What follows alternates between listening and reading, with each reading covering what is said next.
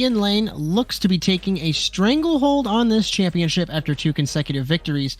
So our question is, can anyone keep up?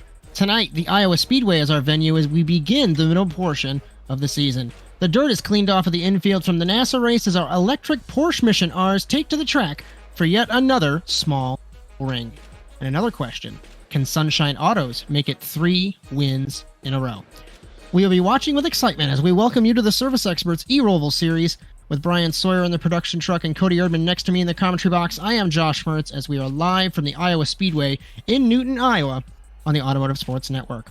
Our coverage and series are both brought to you by the Service Experts Advantage program. Get worry-free comfort at one low monthly payment. For more information, visit serviceexperts.com. Cody, we are rolling out for qualifying. In every race, we have seen something new. We saw Sunshine Autos steal the show out from everybody in Pocono at the podium sweep.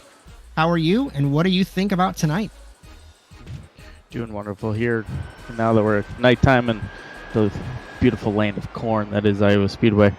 Going to be interesting as the series kind of threw us a curveball with the new format that we'll probably go over here in a little bit. So it kind of took everything we've been learning over the last couple of weeks and kind of half thrown it out the window. So it's going to be interesting to see how these drivers take on the new format, and we'll kind of learn like the rest of y'all at home. As here in Iowa, 8 turns, 1.3 miles, so we use turns 1 and 2 in the front and back stretch of the oval and go down into the infield road course, 1.3 miles. Very tricky section, as we saw in the NASA Rallycross Challenge last week. As a remember, Destino Motorsports has sponsored the Fastest Lap Award for the rest of the season, so when you get the fastest lap, you receive the Destino Motorsports Dash Award, and the driver will receive $5 in iRacing credit. This new format is a 15-minute qualifying session, which we are in now. It gives us time to go over a couple of other things that we'd like to go over. We will have the first feature race of 20 minutes, then a 5-minute warm-up, and we'll have a second 20-minute feature where the top 10 invert from the first race. And talking to Dylan Thomas earlier in the evening, the scoring of how the race wins, I think, has changed. And if it hasn't changed, we just are really good at our jobs. So think of it as motos for motocross. You're going to get an average of the results from the first, or the 2 races, I should say. So say you win and finish second, but you have a better average than the guy who's behind you, you will win the race. So we're going to try and figure that out as we go, and we will get the unofficial top 3 for interviews at the end of the evening. As I don't know if we have graphics for this, but I'm going to go over points super fast, top 5 at least. So Ian Lane, 86 points for Sunshine Autos, ahead of Paul Crone. He has 73, so it's a 13-point difference. Broderick Johnson for Firestorm Motorsports with 67 points, and Jordan Pritchard for Sequential Sim Sport with 65. Bob Poplet with 60 points. So Cody, it's a pretty decent margin from Lane to Crone.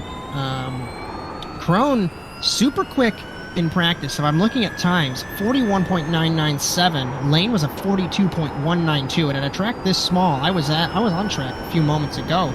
There's quite a way that you can make a mistake, and 2/10 is a long time here. Very much so, as we're kind of watching Paul run some qualifying laps.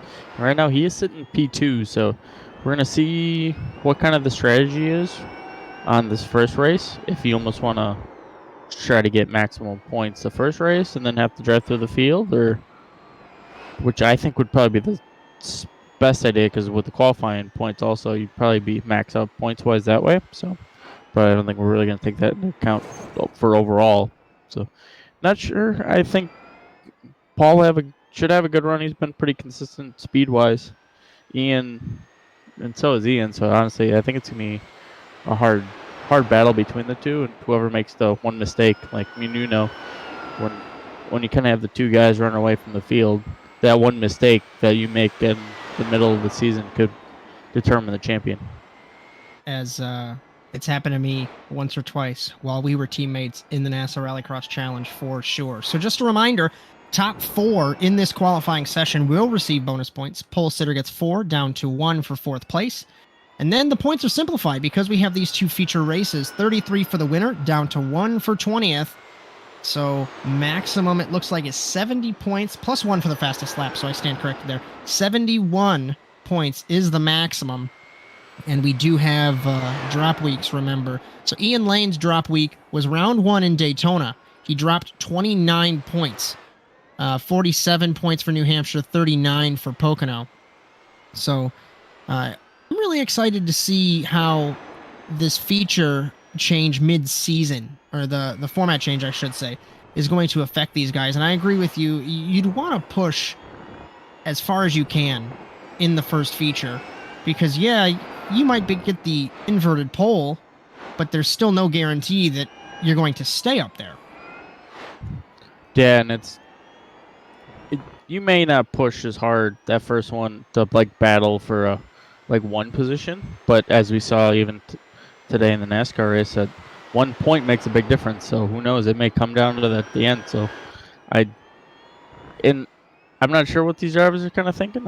Honestly, I don't think we've even really ran much of a format like this. So I think we're going to see firsthand what's the smartest way to go about this.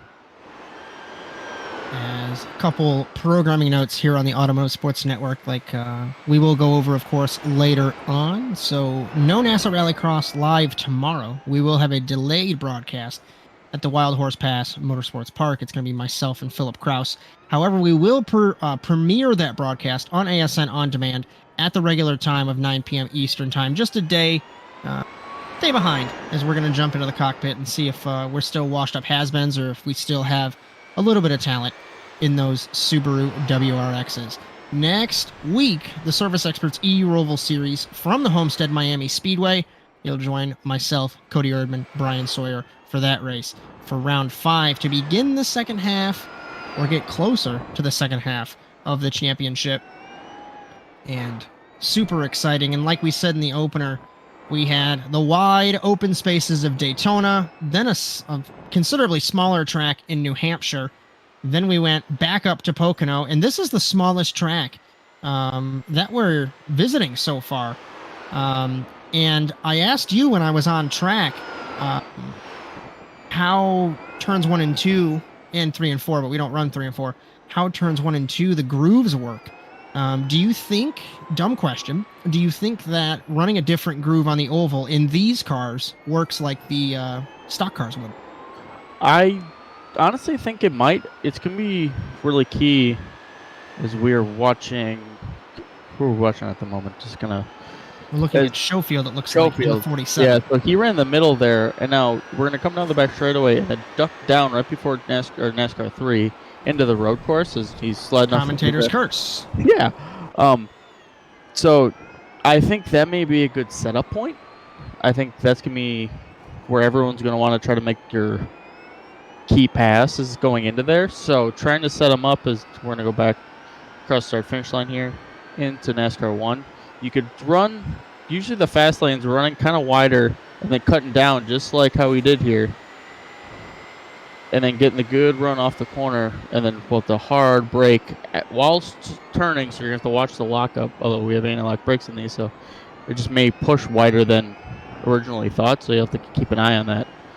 So I think, not sure with these cars also being all-wheel drive how it happened. You probably felt that and how it wants to maybe rotate more in the center there, because when you do that late apex, you need the car to rotate in the center of NASCAR 1 and 2 to rotate down and cut down into banking. So I think a lot of these guys will probably use the one at the oval to set their key pass up to work their way forward through the field. As this braking zone down into turn 3, as we're looking at right now, Drinjen Wang in the 61. So hard to get that braking point right. There's numerous times that I went off into the tires. And this chicane, much tighter than you'd think. It looks much more open. You carry too much speed, you're way off the road. I clipped the left rear numerous times on the dirt and spun it around. And this infield, I think just really in general, because the double apex and then coming back out onto the oval, you want to run and basically almost hit those cones in the middle of the corner. Aim for one as your apex. It almost looks like Wang doesn't want to run basically all the way to the wall. Might be giving up some speed here. Last lap was a 42.083. Currently fastest is Jim Schofield at a 41.837. Corona 950. So Schofield, remember the driver that got taken out a couple weeks ago in New Hampshire from Martin Mathis. That blue flag issue that we had on the front straightaway. So 42.245 for our points leader Ian Lane. So interesting to see and interested to see if he can claw his way up. He's down by nearly half a second. Yeah, as the top three kind of have, like, was it about 3/10, 2.5 tenths gap there from Wang is at a 41.9 to Ian being a 42.2. And I think a couple of these drivers ran a little bit faster in practice, so I don't know if they got caught up in traffic possibly or what happened. So, because the top three are kind of checked out. As we do have 14 cars here this evening. So, good to see a decent amount of cars here. And to be perfectly honest with you, I don't know if I'd want a huge grid here, especially with how tight this track is. And like I mentioned just a moment ago, the go-kart nature of this car, especially on this track, I just wouldn't want a bunch of people around me because there's not a lot of room, and it's very easy to make a mistake. Yeah, and lap times are going to be super tight as we see here. That pretty much top 7 are separated within just like half a second. Half a second. So everyone's going to be super tight trying to battle, and I think the start is going to be the key tonight. And especially go through NASCAR 1 and 2 and get the run, and it's going to be dive bomb city going into turn 3 there. So we're going to see who makes mistakes and who checks up enough to kind of avoid the calamity that's probably going to happen in that corner. Now, I don't think we've had that so far yet. We're on, I think this will probably be the first. No. If you're on the same point that I'm on, we took the words out of my mouth. This is the first race that we're going to have turns 1 and 2 of the NASCAR Oval. New Hampshire, we duck down to the inside. Daytona, historically, right after pit exit. And Pocono, right after pit entry, as we went the reverse direction. So I think we might be on the same wavelength here. We haven't seen these cars side by side on the Oval. Yeah, and we haven't, and like this too, it's the first time we've had where the start, and then we have to go through the oval section to the infield. So they're gonna have a head of steam coming into the corners. Unlike every other where we've had these short little runs into the first corner, here we're gonna have a real long run into our heavy braking zone. So we're gonna see how these drivers can handle it, and not just one. Like we had one sprint race and one feature where on the feature the start didn't matter as much.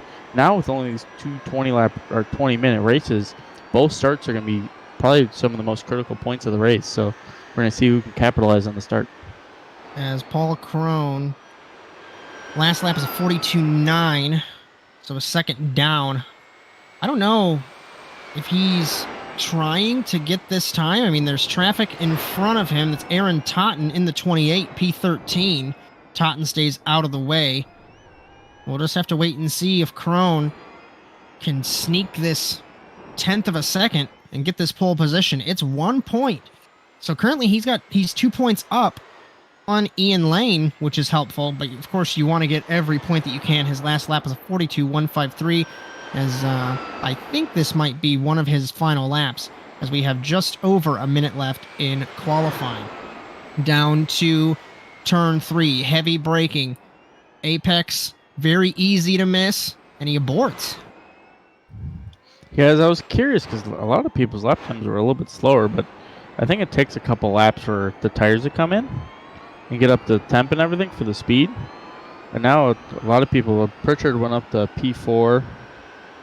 And Crone's not back on track, so he might have just called it an evening in qualifying, as it is 42 seconds, and we just crossed that threshold there. So Crone out of qualifying. Let's try and take a look here. Jim Schofield in the 47, I think was on a flyer. Pritchard, you mentioned, went P4. Poplet, Youngworth, Thomas, Broderick Johnson, and Callie Bajent. Let's see here. If I recall correctly, it's not 15 minutes then your lap. It's 15 minutes and that's it. So Bajent will not be able to run another lap. Johnson 42.742. Thomas 43.532. Youngworth across the line 40. Didn't even count because I think he hit the wall there. So it looks like pole position for Jim Schofield by just over a tenth of a second over Paul Crone. So give him the 4 points.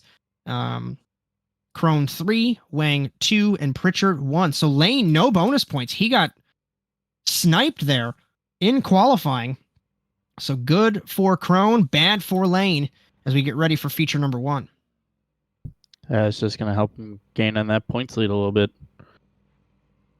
Schofield, Crone, Wang, Pritchard, Lane, Johnson, Poplet, James Watson, Kelly Bajent, Isidro, Youngworth, Thomas, Totten, Destino, Simonson.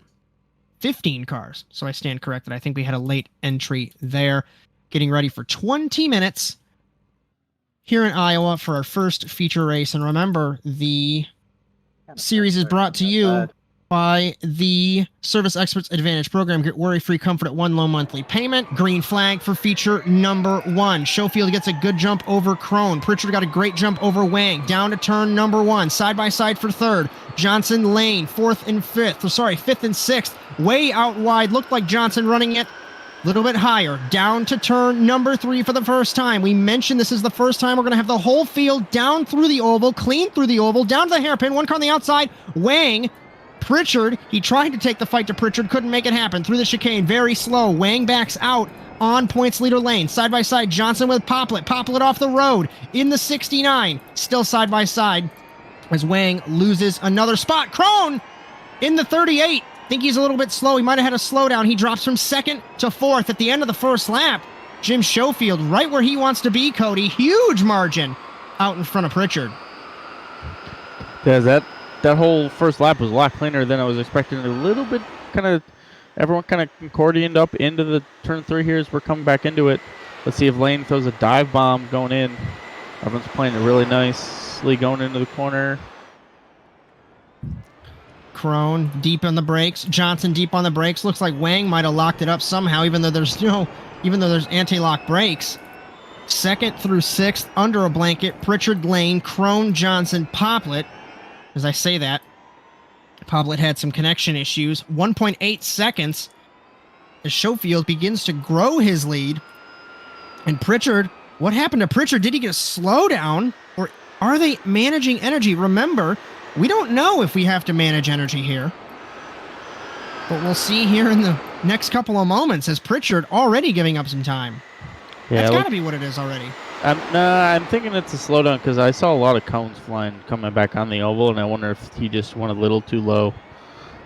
Because now he's sitting, was at P5 at the moment, right behind Johnson, which happy to see Broderick Johnson back as I believe he missed last week. So correct. Happy to see him back in that beautiful blue and pink and white livery this week. Gap is 2.5 or 2.25. Make it 2.5. Crone all over the rear wing. Johnson, huge run off the final corner, and he's going to take the spot, at least try to, over Crone. We are inside. Car number 38 of Paul Crone on the outside. High, wide, and handsome. Broderick Johnson takes the spot. Lane almost stopped in front of Crone. He must have had a slowdown as well, but if I'm Paul Crone, I'm furious as I lost that spot. Poplet to the inside of Pritchard. Contact. Saves it. Yeah, I didn't see any cones flying that time, so I didn't think we'd have a slowdown, but apparently we did. Unless they are, like you said, having to play a little bit of energy saving, but I don't think so. It's only 20 minutes. As there was a poll throughout the field in the last week or so about, I guess, for lack of a word, you can call it the dangers of so many different strategies. It's fascinating to watch, but like we had seen last week with Poplet going considerably slower than the rest of the field, I think that's part of the reason why we change the format, just so we don't have those crazy strategies and the risk of a big crash. As we look at Johnson in the 82, it looks like, ahead of Crone, Pritchard, Poplet, Lane, Wang, Bajent, Isidro, and Watson. James Watson, the top 10. Gap is still 2.25 seconds. As I'm guessing these drivers, I'm not sure if they're in qualifying mode or not. I know qualifying mode is about 10 seconds on the bigger tracks, and they are running a hair slower than normal, or they did in qualifying. They're running about 43 to 44 second lap times. So I wonder if they are in their race mode or if they can make it on a qualifying mode. I don't think they could, though. We're going to be learning together like we have the last 4 weeks. Is glad everyone can join us here on the Automotive Sports Network on Twitch. One car wide, it was Wang. Drinjen Wang got passed or tried to pass Ian Lane, our points leader in the 98. Is remember, just like Supercross, just like Rallycross, just like V8 Supercars that I discovered yesterday, points leader does have that alternate colored number plate. In this series case, it is a yellow number plate for Ian Lane in car number 98. Proud to announce that the Automotive Sports Network will be back for the second season. When it's happening, I don't know, but of course we will have details for you guys when that's happening. But Dylan Thomas and I had some conversations, and the Automotive Sports Network will be back for Season 2 of the Service Experts eRoval series, as well as the special event that they are hosting on October 21st. So that's going to be a 2-hour event at Motegi, both the road course and the oval. Super excited for that. So more info will be posted on the various social media channels.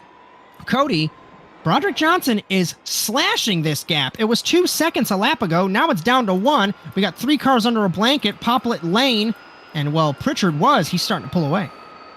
Yeah, as the 3 drivers trying to chase down Schofield here. Schofield's been running like a 44.1, and these drivers have been running mid to low 43s. So they've been really trying to chase him down. Not sure if Schofield used up his tires trying to run away from him or what happened. But, yeah, he's really a lot slower than what he was a couple laps ago. I don't think they're in quali mode. I just think that this track is so small compared to Daytona, compared to Pocono, that's the difference. Yeah. Correct. That's the difference. Because if we look at these lap times, 44.1 last lap for Schofield just crossed, 43.7. To put that into perspective, his fastest lap in quali was a 41.837. So I think that's the difference. As Johnson just a hair over a second for the moment, a hair under a second now, as it looks like we're going to start getting lap traffic here. Lucas Simonson, Jeff Destino through the road course.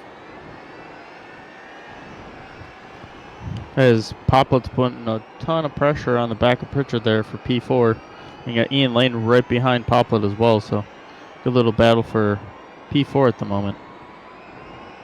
Inside, Johnson goes on Schofield. Gap is 0.2 of a second between these guys as they cross the start-finish line. Schofield had a huge bobble in the second part of the double apex, and that's what slashed his gap. Just like you were talking about, it's easy to get this car loose with the all-wheel drive. Down the back straightaway of the oval, into turn 3. Johnson deep on the brakes. Will he try and make something happen?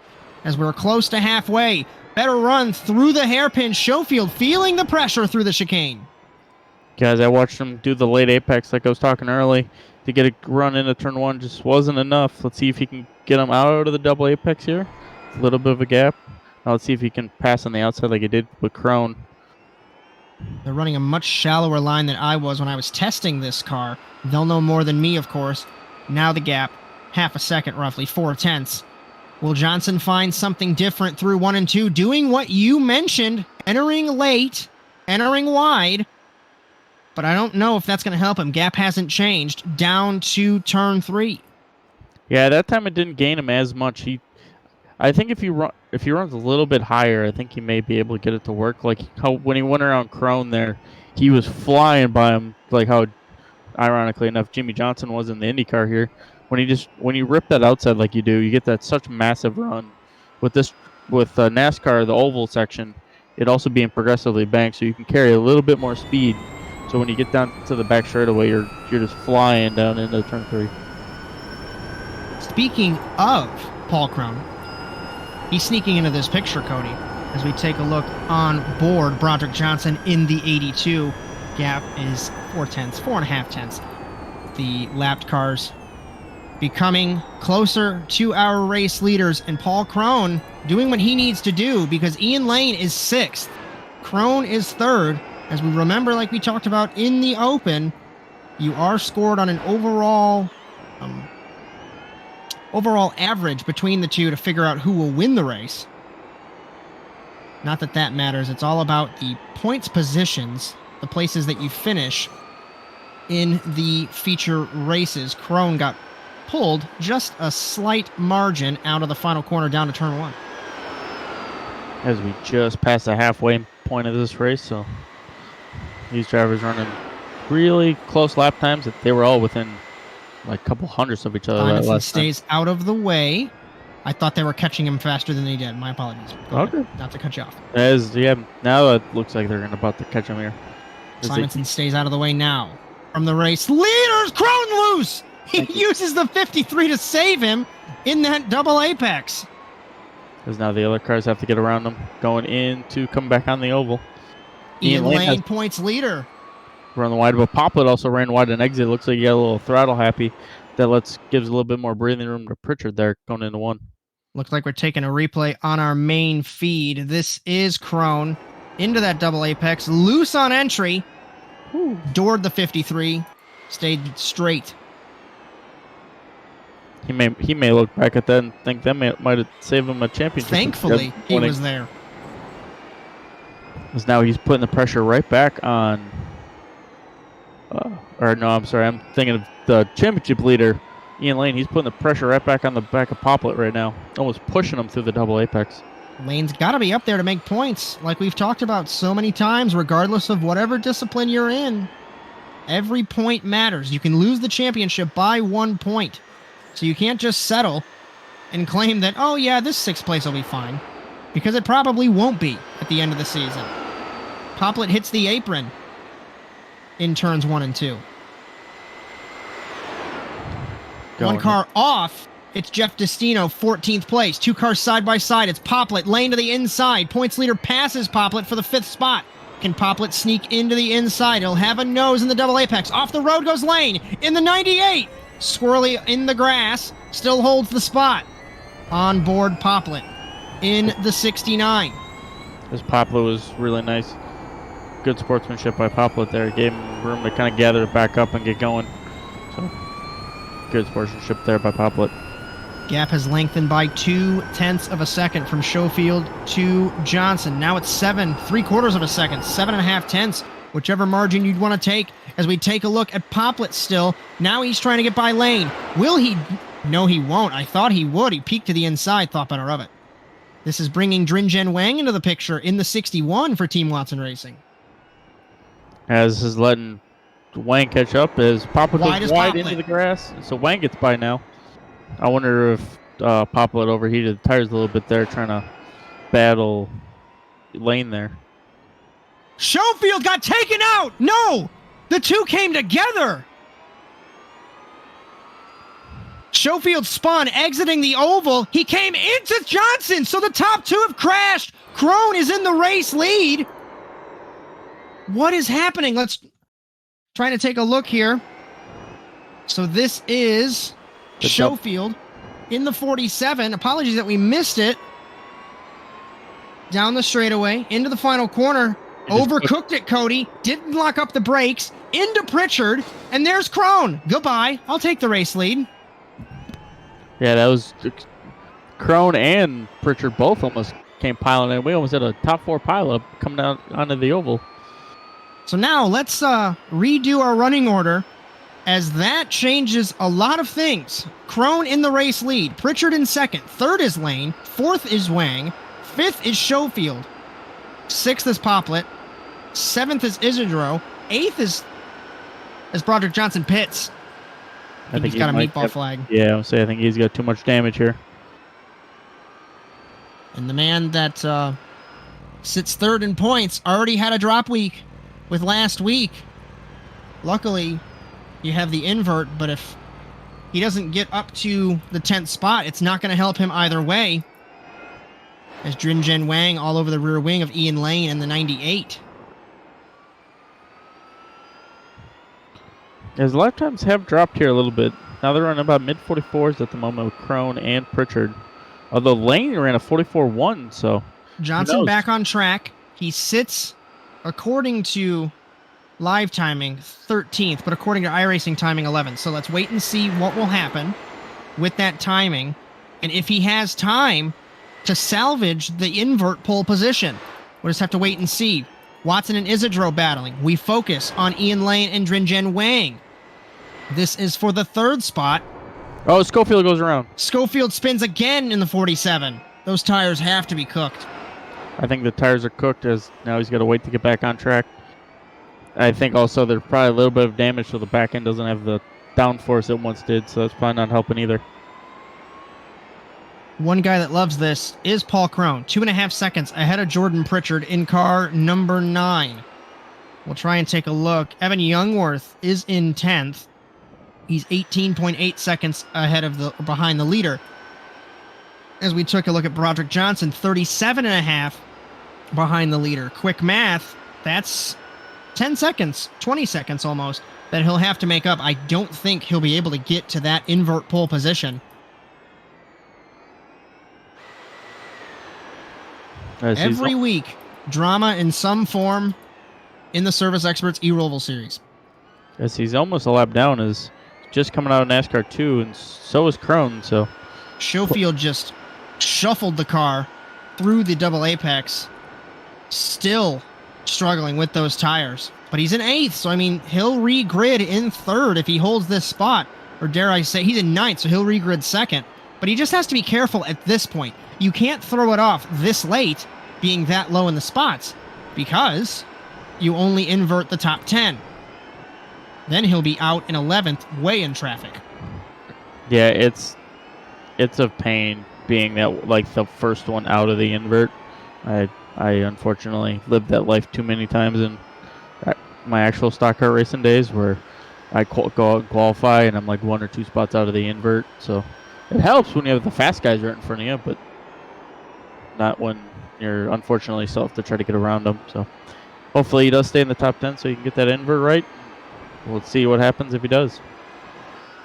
As Paul Crone still leads by, make it 3 seconds now over Jordan Pritchard. If you're Pritchard, you can see Crone out the windshield, but I don't know if I would worry about it. I don't want to overcook my tires. Ian Lane sits in 3rd. As we were talking about the points difference, Crone, this is what he needs, as there is a decent points difference between 1st and 3rd. As Crone ran about 0.3 faster that last lap. The last couple laps, they were running the same lap times. Although Lane's been really putting on a charge here to get P2, which that would hurt Crone on trying to build or kind of cut that point lead away. So it's a 6-point swing from 1st to 3rd, and then Crone was 2nd in qualifying. Lane was 5th. So that's another 3 points. It's a 9-point swing. It goes from 13 down to 4. And Josh, it's way too early to talk points. Absolutely not. It is never too early to talk points in a racing series. So we are getting close to having a points battle. But then you got to think there always still could be drop weeks, because it doesn't necessarily mean that Lane or Crone will only lose that first round. It could change. Which, yeah, that round's not. Who knows? We could have a ton of cars, and unfortunately, they get taken out in both races, and that bad points that you had in the beginning of the season could drop to or something happened family-wise where you have to miss a week. So at least, thankfully, this series they kind of keep the drop weeks up to date. Some series they kind of let it wait until like the second last week, so you have no idea where you actually are sitting in points. Lane was half a second up last lap. Let's see what it refreshes to this lap. 44.158, 44.719. Lane was the 158. Fastest man on the circuit, Broderick Johnson, 43.414. Remember, fastest lap will get a $5 iRacing credit for the Destino Motorsports Dash Award.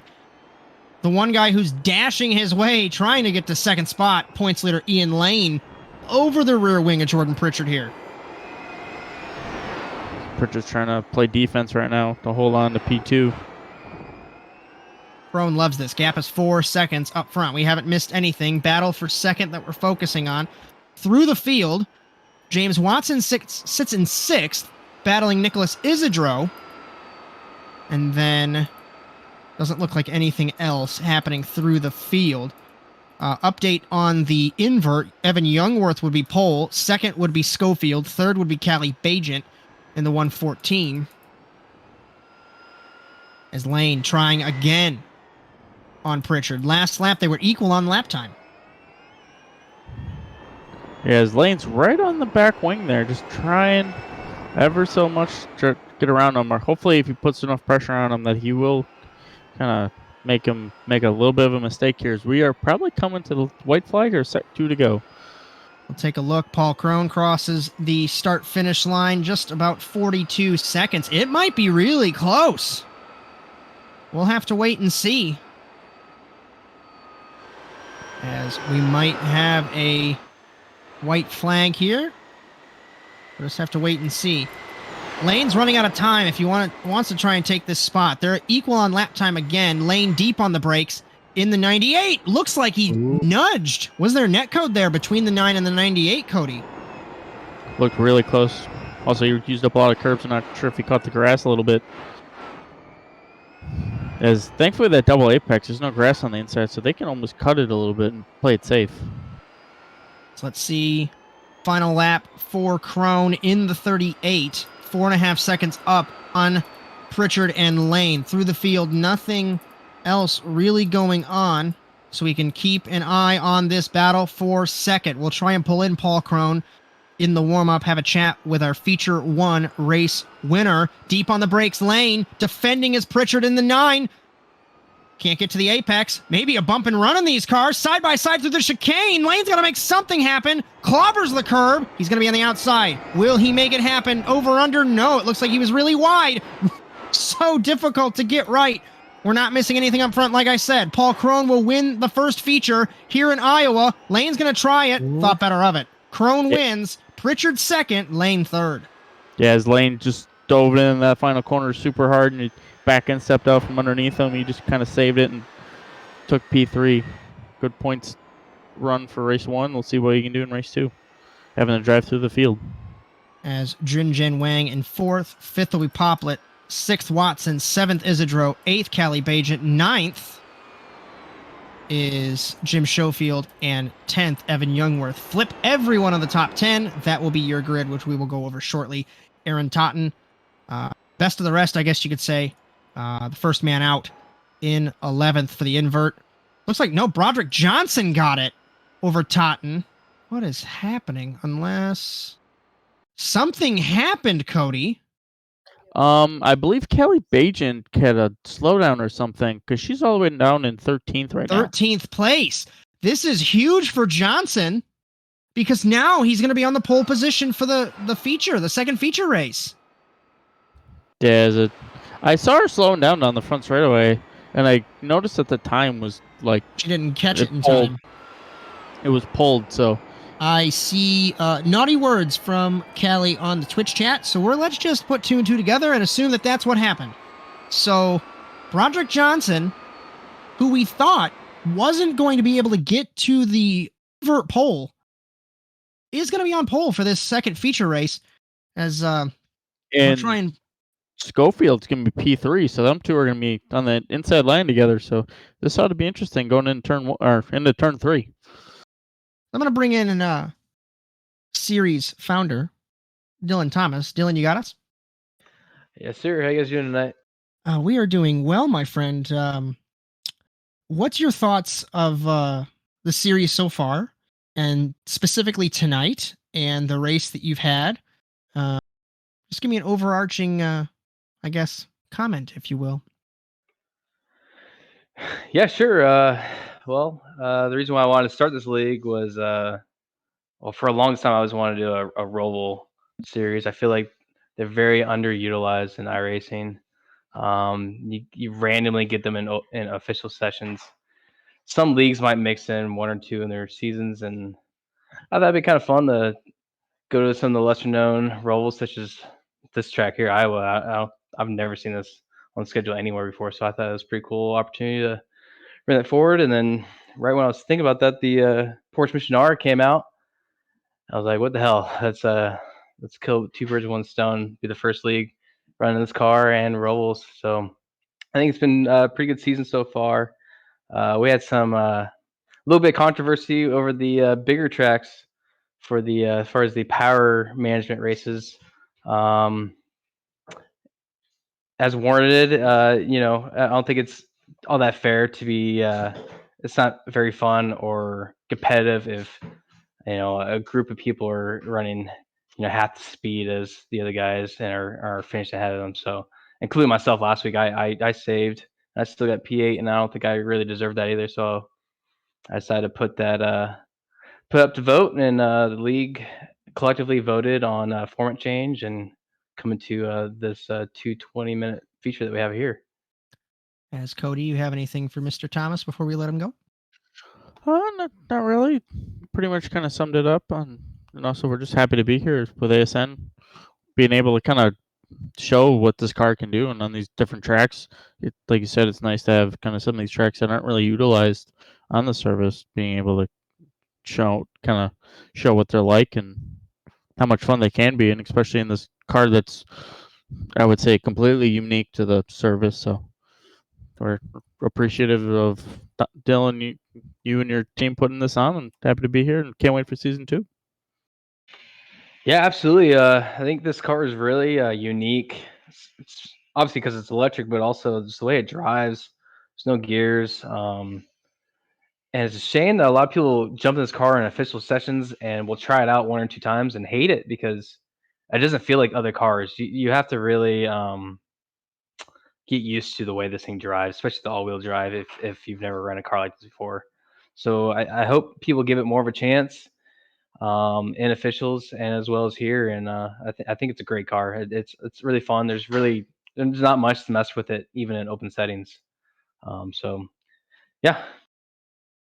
As before we let you go, anyone you'd like to thank helping you with this series, whether it's partners or other drivers helping you out? Sure. Yeah, I'd like to thank Broderick. He stepped up and became an admin with me in the early stages. He was super stoked on the series, and I was really happy to have someone else on board to be excited. And he actually brought on service experts to help us out, fund the broadcast, bring you guys on board. I wasn't really planning on having it broadcast the first season. Just I want to keep it free and easy entry and stuff like that. And he stepped up and brought in service experts. So really happy to have you guys here too. I think that makes it a lot of fun and hopefully lets us expand more in the future.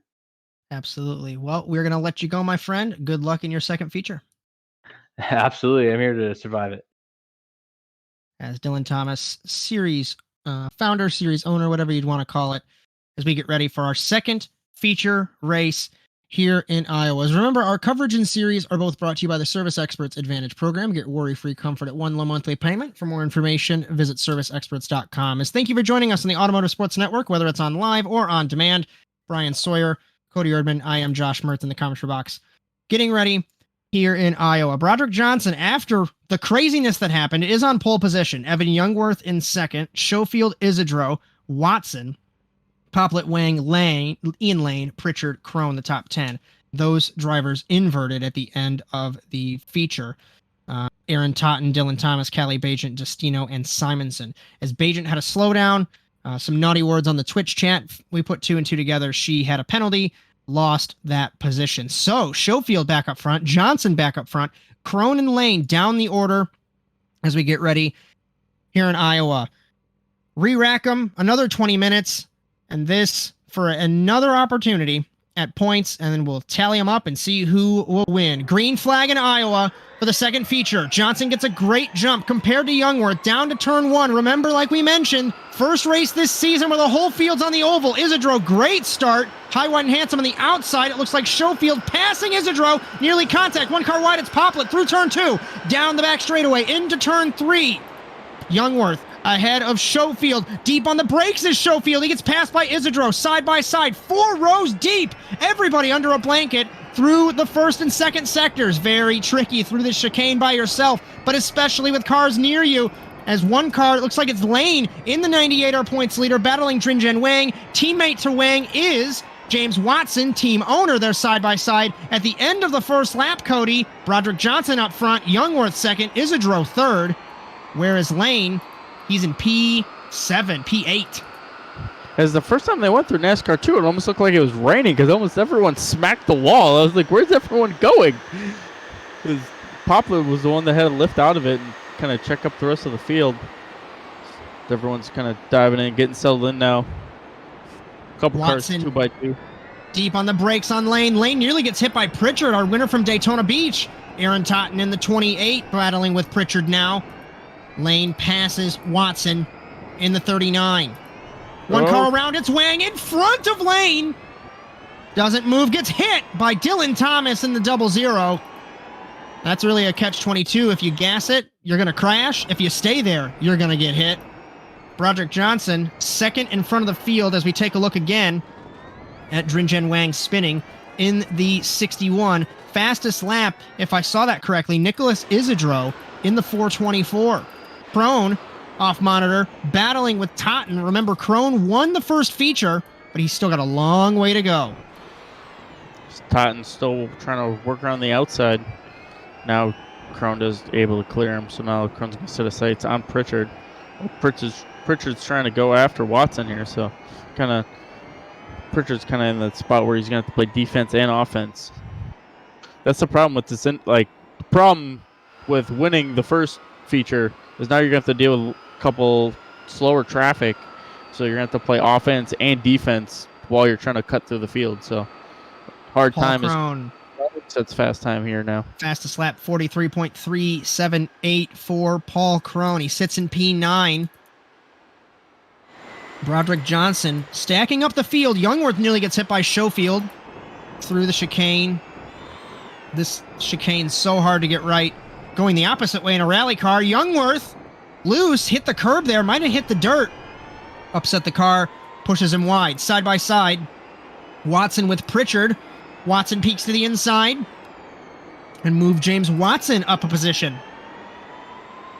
Good run for James Watson in the 39. As Pritchard's now got the outside, he's going to rip the top lane here. Let's see if he gets a run. He looks like he had to check up a little bit right at the center. So now let's see if he outbreaks him into 3. And Crone's trying to do the same thing here.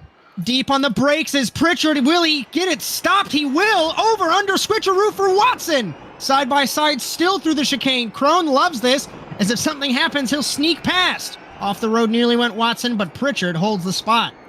Such fascinating racing here in Iowa. That looks to be the move there, is like almost overshoot it a little bit. So then you're on the inside. Oh, contact! Watson around! Watson just try to gas it up a little bit too much as Schofield now. Oh, Lane goes fastest. 43.279 for our championship leader. He sits in P5. His championship rival, Paul Crone, sits in 7th. A couple cars under a blanket. Actually, really top 5. Broderick Johnson's trying to pull away. Isidro. Good run for Isidro. He's had bad luck the first couple of rounds. Stuck in the mid-pack, mid to low pack.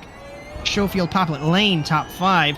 They are within 3 seconds, and then the further 3 seconds back to Pritchard, as all the squabbling with Pritchard and Watson has reduced, or rather lengthened the gap that they have to the race leader. Schofield, fastest lap. Lane, fastest lap. Trading fastest lap after fastest lap, Cody. Yeah, as I watched the meat in that sandwich between them two is Poplet, and I watched him go sideways out, coming back on the oval and tank slap it almost into the wall. Good driven by him. He's really trying to push it just to keep up with Schofield and Lane's. I think Lane speeds is partially because he's about a couple car lengths off the back of Poplet, and he's got that draft. So I think that's kind of the key thing on the oval. Is actually Lane just went a little bit wide there on the oval, or on the infield here. And what's annoying, if I'm in Jim Schofield's shoes or Poplet's shoes, the most annoying thing in this scenario, and it's no disrespect to Isidro, but because of that invert, he's at the front of the field, which is fine. It's designed that way. But if you take a look at lap times, 44.166 was his last lap time. Johnson in clean air, 43.664. What does this mean? Jim Schofield stuck behind Isidro, can't get the gap down to Johnson. Johnson's pulling away. That's one of those moments where Isidro's just fast enough to make it hard on passing. Schofield's trying everything he possibly can to get around him, and Poplet's trying to capitalize on the mistake there. So he was peeking to the inside. Yeah, it's just fast enough to be annoying where like you can't really get by him, but you are faster. It can be aggravating. This will test the patience of a driver. 43.787 for Johnson, 44.4 for Isidro, and as a result, the two cars that are on the rear wing, Schofield ran a 44.4, 44.1 for Poplet. I think that's why Lane might have backed off, because he's just going to wait for something to happen. Schofield deep on the brakes, to the inside goes Poplet, running it wide is Isidro, three cars sandwiched, off the road goes Isidro, through the chicane, Schofield's going to back out of it. Now he's going to be battling with Poplet. I would be fuming if I was one of these guys hip checking each other through the double apex. Well, I was going to say, I never thought, Schofield gets in the back. Schofield again in the final corner into Ian Lane. And once again, Schofield around. He pulled out nearly, got hit by Krohn. I was going to say, I never thought I'd see the day that Porsches banging into each other on a short track, but then I remember the finish of the Daytona 24 this year, so be the second time I've ever seen a Porsches banging into each other. Gap is 3.5 seconds from Broderick Johnson and Nicholas Isidro. Poplet, a further 7/8 behind Isidro. And then Ian Lane, exactly why he stayed back, why I thought he would, because something will happen between those two, and it did. Paul Krohn sits in 6th. Pritchard, the winner from Daytona Beach, sits in the 5th position. As unfortunately, I think Lane got the worst end of that stick there, because the whole nose of his car's pushed in. See if it hurts him lap time wise. He's ran a 44 flat that last time. Still ran a faster lap than Poplet. Poplet was at a 44.4. Isidro 44.9. I almost thought that Johnson disconnected, but he's so far up the road. That's why we didn't see him. Isidro side by side again with Poplet through the infield chicane. Poplet pushing wide was Isidro. I thought that there was going to be contact. Poplet's got to send something. He's got to make something happen if he wants to try and chase down Broderick Johnson. Isidro loose off the corner, side by side through the final corner. Ian Lane, points leader, getting close as well, Cody, as we enter the oval. Let's see what happens now coming out of the oval. Which lane will be the better lane? Poplet's going to pinch down. He's going to pinch him to the apron. That was tight. That's dangerous here. And as he catches the wall a little bit. Let's see if Isidro tries to fight back. It's dangerous, but you got to make something happen. Lane knows this. Deep on the brakes, and the 98 is the points leader. That might be the move that Lane's going to have to set up to get by Isidro.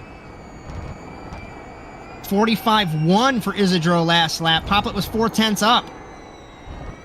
Yeah, that can be scary here on the Better run off the double apex. Down the short chute to the final corner. Move Lane to 3rd. Nearly contact. I thought Isidro could get to the gas, get to the throttle. There's no gas in these cars, but Lane holds the spot.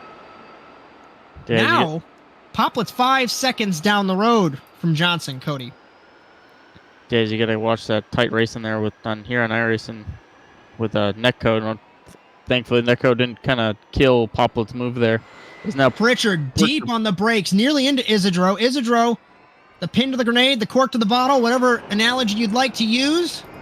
Now potentially getting passed by Daytona winner Pritchard. Krohn, points contender in the 38. And Jim Schofield loves this. If Isidro keeps holding him up, he'll get right back to it. Yeah, he's kind of the Isidro seems to be the bottleneck right now. Once you get around him, you can start pulling away. See if Pritchard's able to clear him faster. He's now Lane and Poplet Poplet was a 44.2 to Lane's 43.9. So Lane's trying to catch back up to Poplet and regain that spot. Prone to the inside of Pritchard. 38 versus 9. Will he try and get 2? Can't get to Isidro. Isidro still sits in the 4th position in the 424. His lap time is a 44.7. To put that into perspective, Ian Lane just ran a 43.9. As Krohn got around Pritchard there coming into the infield. So now put Pritchard back to P6 and Krohn to P5. As he looked to the inside, coming back on the oval on Isidro, but just thought better of it, didn't have enough of a run. See if he sets him back up here going into the infield. Out of NASCAR 2 as we take a look. I'd like to think that if we were here at the track, this would be our view from the commentary box, as we talked about in the before we went live. Through the infield, Poplet ahead of Lane. Lane pressuring Poplet. Still, the gap is now 6 seconds nearly from Johnson back to Poplet. Last lap for Johnson was a 43.9. Last lap for Poplet, 44.3. Lane was on pace with Johnson, 98 versus 82. As Poplet goes super wide, come back on the oval, I'm afraid one of these times he's going to go a little too wide and tank slap the wall. As we've been so caught up in the action that we've had, Cody, we had just crossed halfway and I haven't even paid attention. Fascinating racing here at the Iowa Speedway. Lane still peaks to the inside. We're focused here, it looks like, on Crone versus Isidro. Isidro still holding strong. Crone got a great run off the corner there, but nowhere to go with it.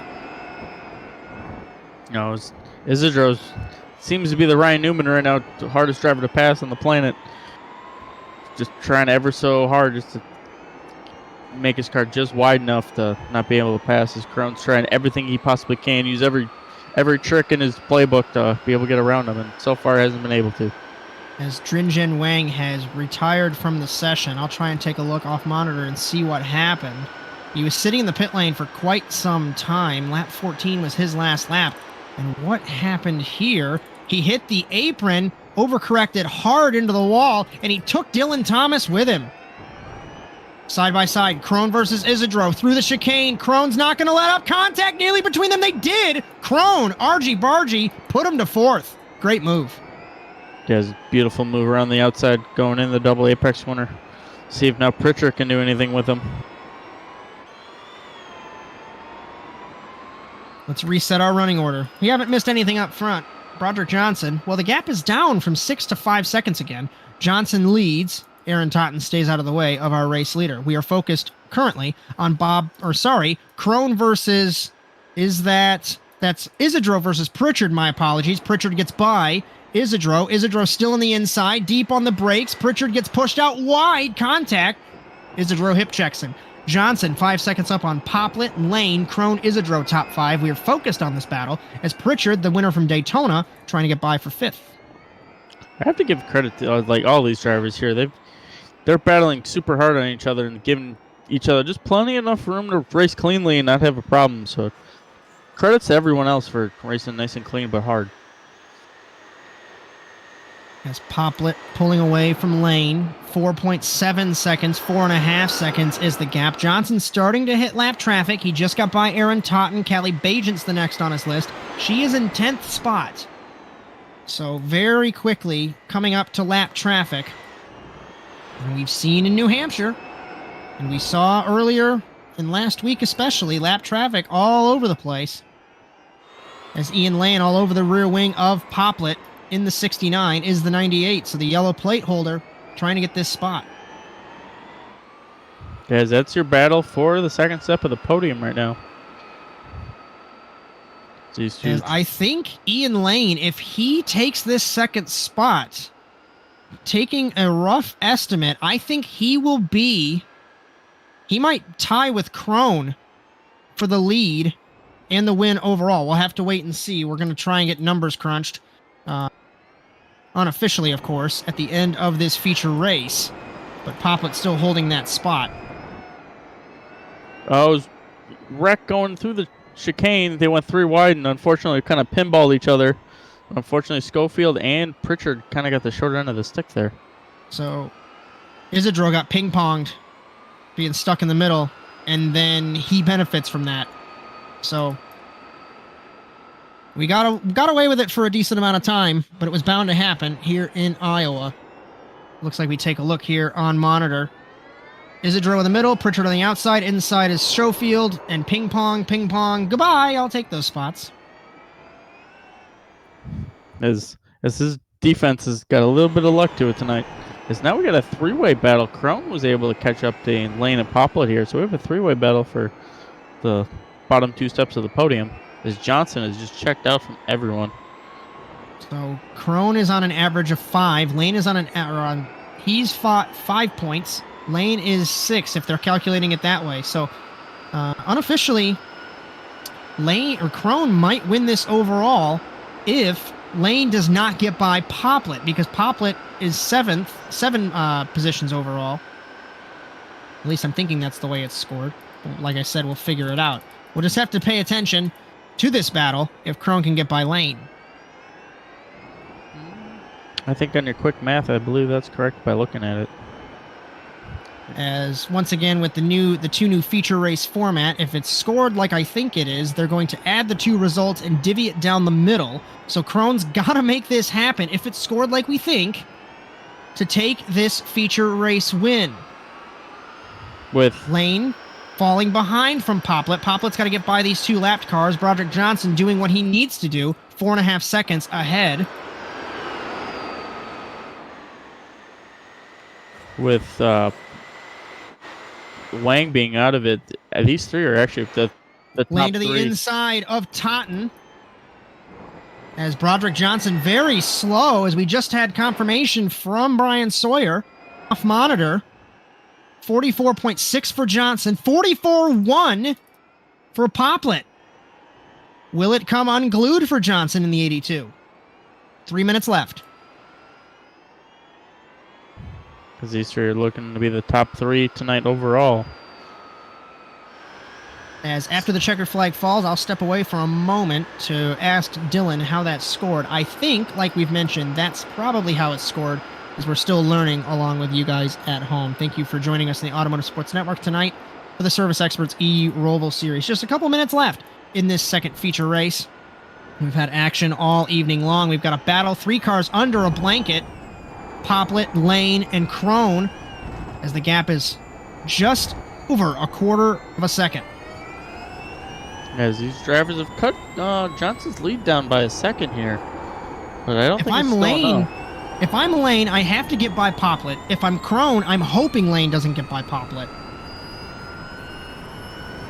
Because I don't know what would happen if it's scored that way.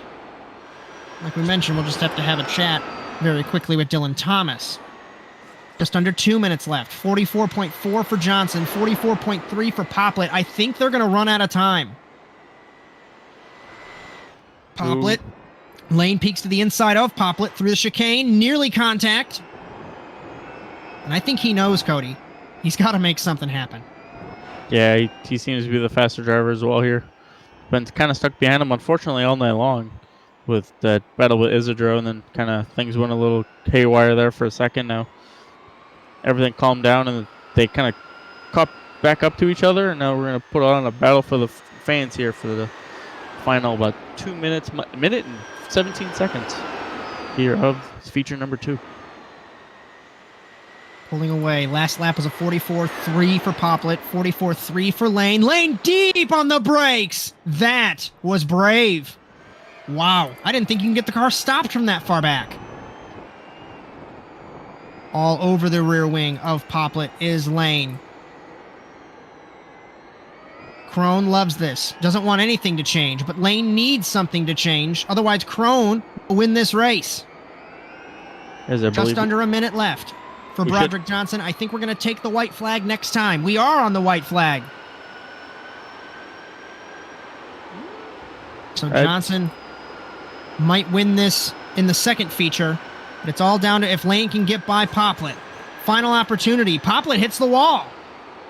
Down to the final corner. Or sorry, one of the final corners. Poplet down, defends on the inside. Krone to the outside. Through the infield. Through the chicane. Lane's got one chance to really make something happen.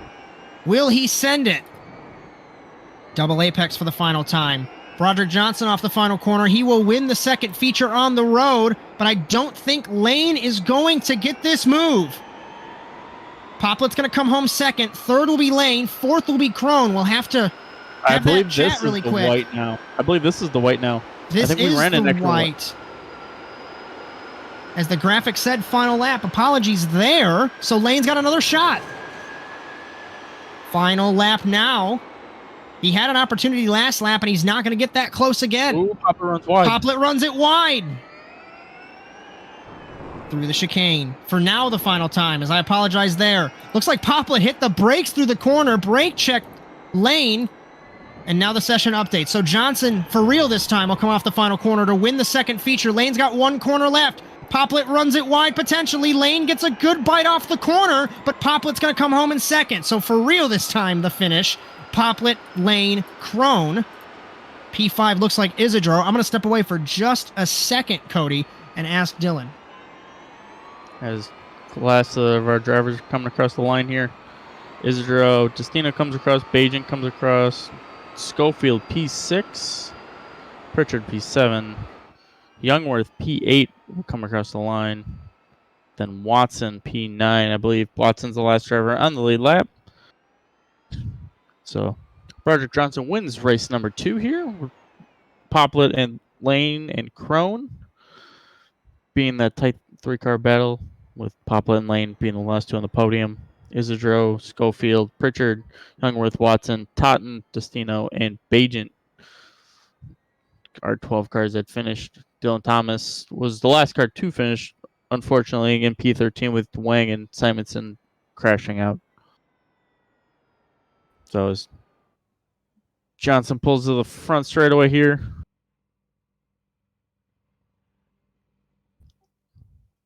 See what is going to go on with, unfortunately, this new format. Kind of working a little bit of things out here.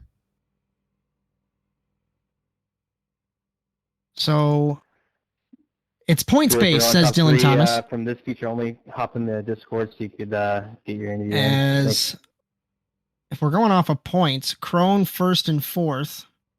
We'll have a proper explanation next week because we're still trying to figure this out, like I said, with all of you guys. We're going to bring in Ian Lane, finished third in this feature. Cody, all yours. Hey there, Ian. Hello, hello. So, new format this week we're going with, and what do you think of it so far? Obviously, you had a pretty good night, finishing third in both races, so good driving there. Like I said, what's your thought on this new format that we got running here starting in Iowa?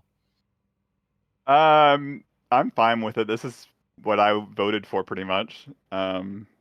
I think we wouldn't have run into a problem tonight doing 35 minutes, I don't think. But we would have run into a major problem next week when we go to Homestead and everybody, the cat's out of the bag. If you didn't save at Daytona, you didn't save at Pocono. It would have been a line of cars going 60 miles an hour around Homestead Oval. So I think it was a necessary change for the big track. So I'm interested to see how it changes going forward. As you and Poplet and Crone too as well, you three put on a really good show there. Were you trying to? It seemed like you were trying everything you had to get around Poplet. Do you think you'd be able to on a 35-minute feature, or do you think he just was fast enough just to hold you off? We were pretty similar pace. I think we were catching Broderick, but he could have been saving. It was so tough to pass. Like Iowa, it's like there's a quarter of a lane in the infield. There's not enough room for 2 cars, let alone 1. I don't know. It's just you show your nose and hope the guy misses his braking point. Like it was really difficult to pass. I think the only pass I really made was on Nicholas early in the race. I kind of bodied him because I missed my braking point when I tried to pass him. I think to get third, and I don't know. It was really tough to pass. If somebody just held the inside going in the infield, it was. I mean, there's not two lanes there, so it was difficult. And there's no draft. It's not like we're driving a car that's getting this massive draft on the oval. It was just really challenging. For sure. So, with that said, who would you like that was able to get you on the third step of the podium for both races? Who would you like to thank?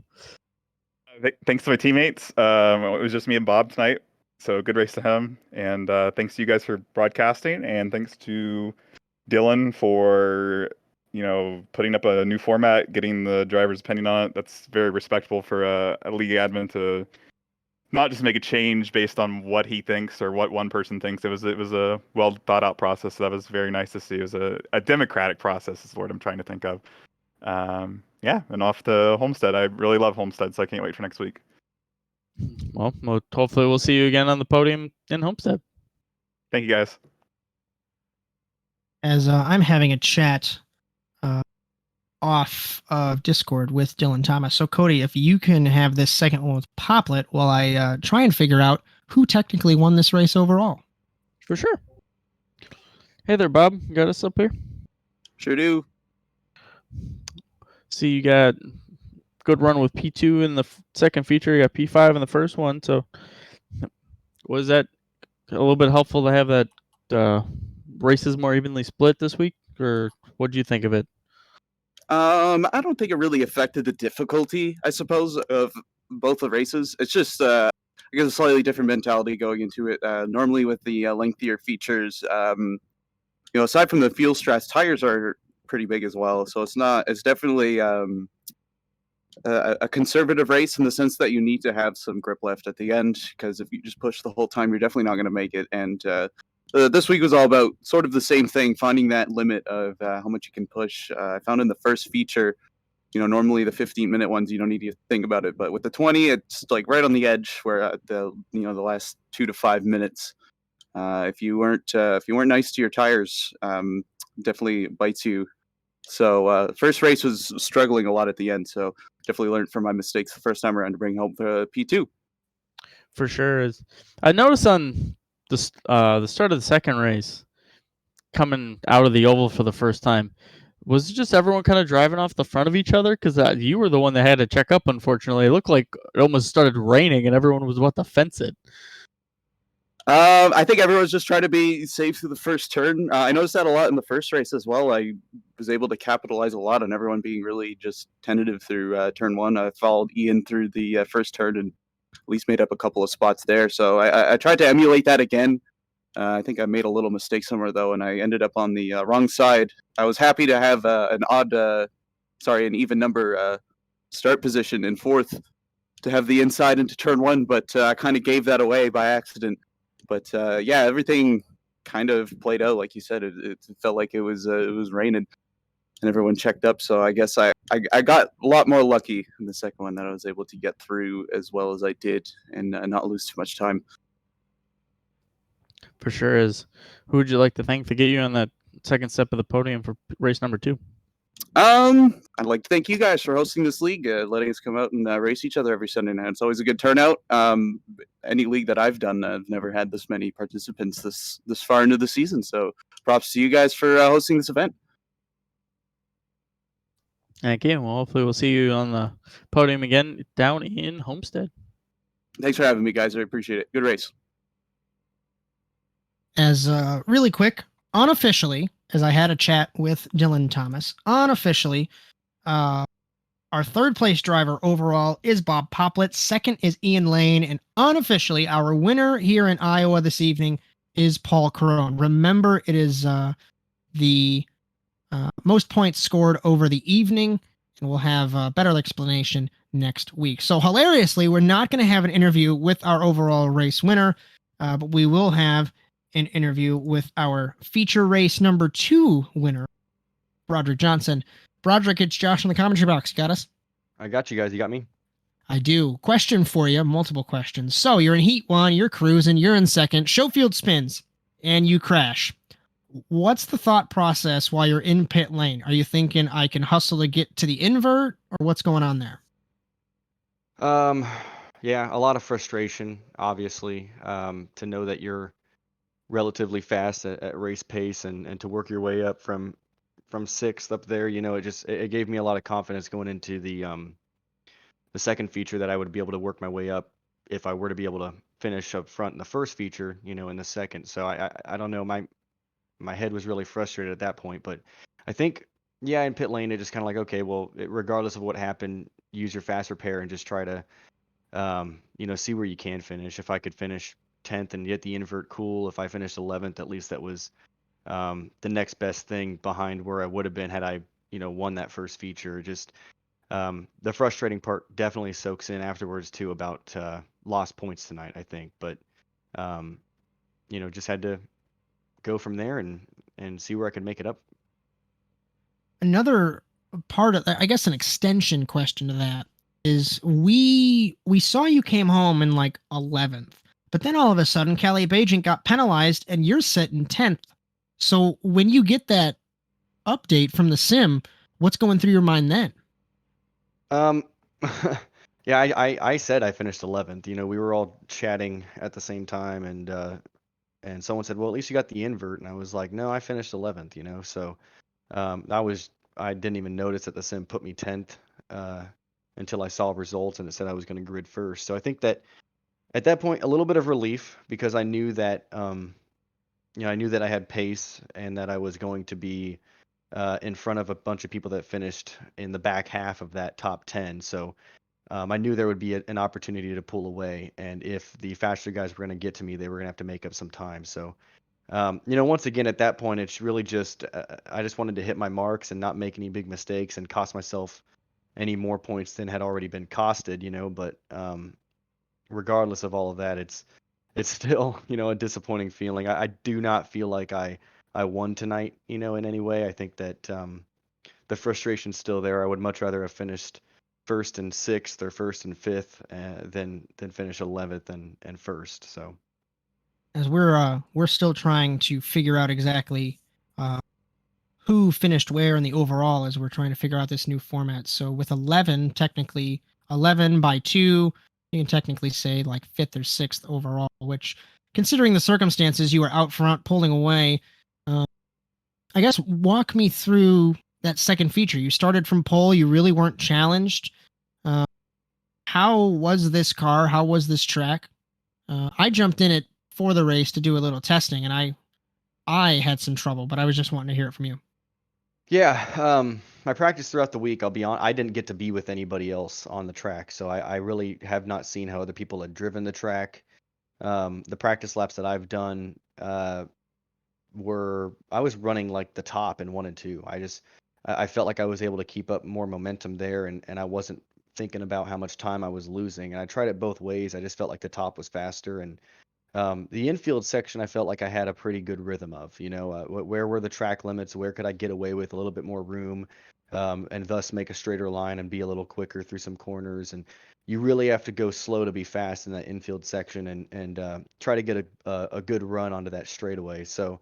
I run into practice here, and I'm watching, the fast guys like Ian and Paul that are just, the way they were approaching 1 and 2 was way different, especially in Q mode. And I was really struggling to try to figure out how to keep my momentum up for qualifying. I'm relieved to see, though, because you never really know. Qualifying times just kind of take over the board, so you never really know what people's race pace is. But it was relieving to see that. Even though I qualified 6th, I still had at least second or first pace today, regardless of where I was going to start on the grid. So it was a big learning curve, but I enjoyed the track overall. It was more so, from what I was hearing, the people that are driving on the track today. Last thing for you, got anyone or anything you'd like to thank for your result this evening? Yeah, typical. Got to feel like I'm thanking people with a down mood, but gotta say I finished first place, so I feel happy about that. But service experts, of course, Firestorm for what they do and contribute. Once again, you guys for what you're contributing to it. I know that it's kind of a change here and there with the series, and obviously tonight was a big one with the 2 features being changed around from the way it was before. So thanks to everyone for sticking with it and seeing how this first season goes, because I think it's just going to get better from here. As Cody, you got anything for Mr. Johnson? No, just a simple congratulations on having your unfortunate circumstances in race 1. You're able to capitalize on it and be able to put together pretty much a flawless race 2 and be able to win. And hopefully we'll see you back on the top step of the podium for next week. Yep. Thank you, guys. I appreciate it. And any final thoughts, Mr. Erdmann? Honestly, I would say that I think so far these short track races have been extremely entertaining. I wasn't sure how they're going to go with this car being all-wheel drive and everything, but these cars are able to beat and bang and race just like a street stock almost. So I would say so far the short track race has been fun. It's going to be interesting now that we're going to see this format on the bigger tracks. We'll see these drivers push more than we have, and we'll see it more like a sprint race, but it's going to be 2 full features like that. So we're going to see how much these drivers will push on the bigger track. So looking forward to Homestead and the rest of the season.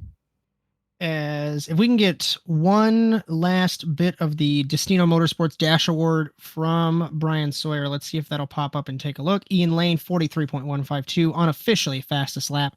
he'll be given that $5 iRacing credit. A couple programming notes in the Automotive Sports Network.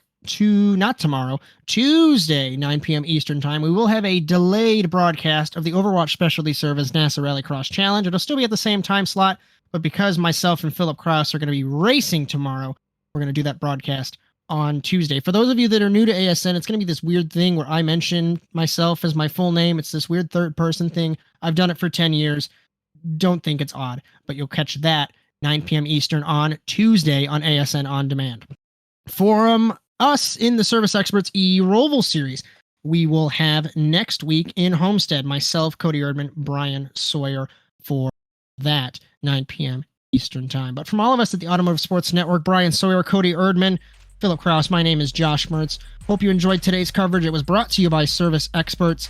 As the Service Experts Advantage program, get worry-free comfort at one low monthly payment. For more information, visit serviceexperts.com. Hope you enjoyed today's coverage. We will see you hopefully Tuesday or next Sunday. But until then, so long, everyone.